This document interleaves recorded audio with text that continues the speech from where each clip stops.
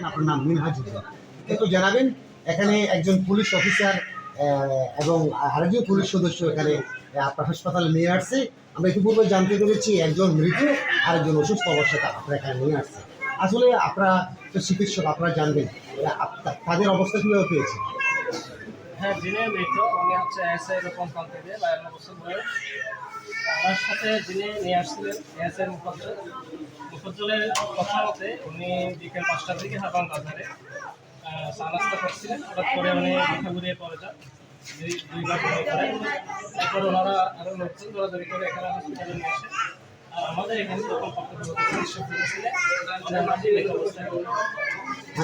উনি যে ভূমি করেছে পরে গেছে, ওগুলি আপনি শুনেছেন নাকি? হ্যাঁ, উনি ওনার সাথে যিনি নিয়ে আসছেন ওনার বাসা মতে উনি হচ্ছে বমি করছে, আর ওনার গায়েও বমির দাগ আছে।